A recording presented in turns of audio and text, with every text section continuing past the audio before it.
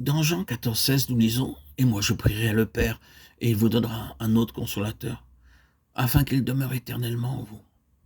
Je ne vous laisserai pas orphelin, je viendrai à vous. » Jean 14,16, 18.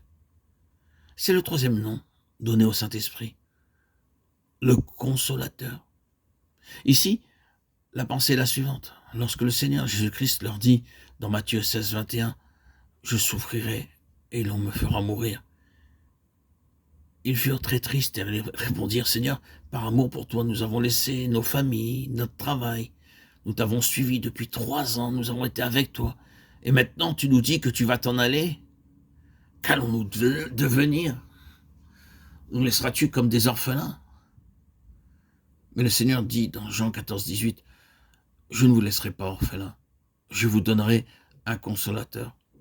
C'est lui qui vous aidera. » Il est appelé le consolateur afin que nous puissions jouir pleinement de l'amour de Dieu. Tout d'abord, nous lisons dans Romains 5, 5. « Or, l'espérance ne trompe point parce que l'amour de Dieu est répandu dans nos cœurs par le Saint-Esprit qui nous a été donné. » L'amour divin ne peut venir en nous que par le Saint-Esprit. C'est un amour pur comme du cristal, un amour éternel, un amour qui ne change pas. Le Seigneur dit dans Jérémie 31, 3, « De loin l'Éternel se montre à moi. Je t'aime d'un amour éternel. C'est pourquoi je te conserve ma bonté. » La bonté vient d'un amour éternel, parce que l'amour de Dieu est éternel et spirituel. Il ne peut être donné que par le Saint-Esprit. Il est appelé le consolateur, afin que je puisse jouir de son amour divin pleinement, complètement et abondamment. Nous découvrons aussi que son amour a 4 dimensions. Éphésiens 3, 18, 19 dit que vous puissiez comprendre avec tous les saints quelle est la largeur, la longueur, la profondeur et la hauteur, et connaître l'amour de Christ qui surpasse toute connaissance.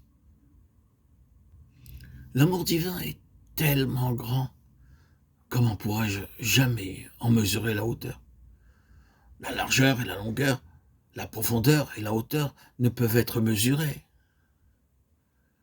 Ainsi, j'ai besoin du Saint-Esprit afin que ce divin et incommensurable amour puisse venir en moi avec abondance, en plénitude, complètement et continuellement. L'amour de Dieu a 7 aspects dans les Écritures. Je rencontre le chiffre 7 encore et encore. Et ici, nous avons cette image du divin amour de Dieu. Il nous aime comme mon sauveur. Si je vis maintenant dans la chair, je vis dans la foi au Fils de Dieu qui m'a aimé et qui s'est livré lui-même pour moi. Galates 2, 20. Oui, il est mon sauveur, c'est le premier aspect de l'amour divin. Le Seigneur Jésus-Christ m'aime comme mon sauveur.